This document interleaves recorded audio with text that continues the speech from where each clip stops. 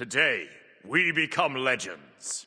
So across all my best teams videos, by far the most common suggestion I get is male versus female teams. Usually these videos have some basis in actual power level, like the class teams or the magical versus physical teams where they have certain strengths and weaknesses based on their classification, but male versus female, boys versus girls, lads versus lasses, this one is the oldest debate in the book, and so today we're going to settle it once and for all.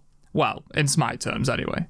There are currently 36 female gods and 76 male ones, meaning in theory, the men should have an advantage going into this one. Damn it, patriarchy. But there have been stacked odds in the series before that were overcome, so let's jump into this. And in true gentleman fashion, we'll let the ladies go first.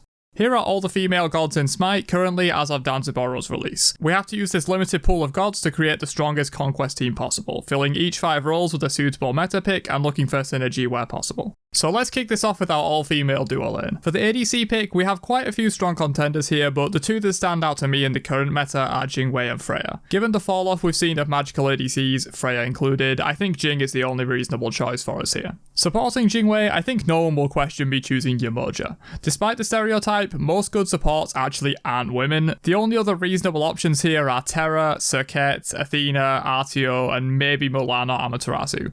Terra is definitely strong, but none of these really compete with Yamoja for the top spot. Luckily, in this format, you don't need many viable choices, you just need the best one, and Yamoja is definitely it, chief. Moving into the jungle, our options become a lot better here. We have Nemesis, Pele, Daji, Kali, and Awilix, among others that could all work. Overall, I think Nem is the strongest pick in terms of just sheer meta relevance right now, though Pele and Daji were strong considerations also. For our mid laner, we have a lot of good options. It seems that a lot of good mid mages are female, and with the likes of Scylla, Persephone, Aphrodite, Discordia, Hel, Hera, among others that could all work well. I think Persephone stands slightly above the rest of these in terms of overall power level and usefulness to the team, so Persephone it is for the mid laner. And finally, we need our female solo laner. Despite the typical image of solo lane being two beefy men slapping the shit out of each other, there's a surprising amount of good female solo laners. Amaterasu, however, just has to be the pick. She's been one of the strongest solo laners for a long time and is a great all-rounder that does okay in lane and great of course in teamfights. So that's our team of ladies. Jingwei Yamoja duo lane, Nemesis jungle, Persephone mid and Amaterasu solo.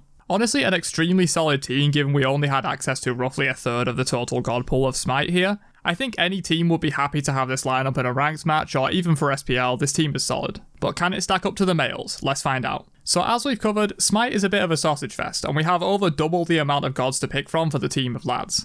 For our ADC pick, we're really spoiled for choice here. Some of the most notable ones in the current meta are Olorun, Anher, Danzaboro, Rama, Ula, and others. This one is tough, mostly between Rama and Danza. While I think Danza is very strong right now, Rama is the more proven pick and has been strong in the meta ever since his buffs. So I think I'll go with the more consistent, long-standing meta choice over the new god here. Supporting Rama, we have some pretty good options. Perhaps not on the level of Yamoja that the female team has, but Hercules, Ganesha, Geb, Horus, Kepri, Kuzumbo, Sobek, Jingchen, and of course others all stand out here. This one is tough between Hercules and Kuzumbo, and it really depends on your preference and the rest of the team. Given we have a physical ADC though, I think I'll go with Kuzumbo just to give the team that little bit of extra magical damage on top of the usual mid lane mage. Moving into the jungle, it seems a lot of popular assassins are male, so we do have some good options here.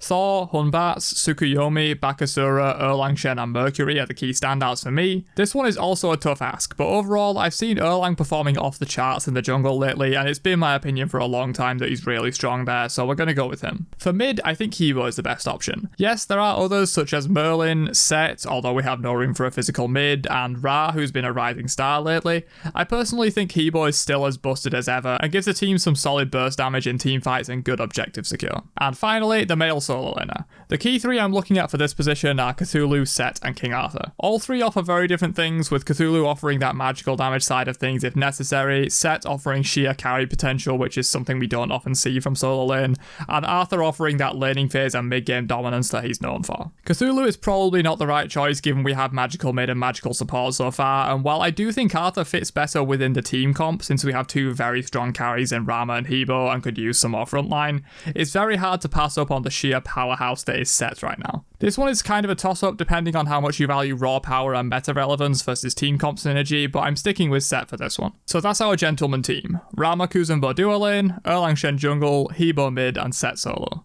Whew, I made it the whole way through that section without making a joke about Neja. Alright, so with the lads and lasses assembled, let's pit them against each other like we're 7-year-olds on the school playground and see who comes out on top.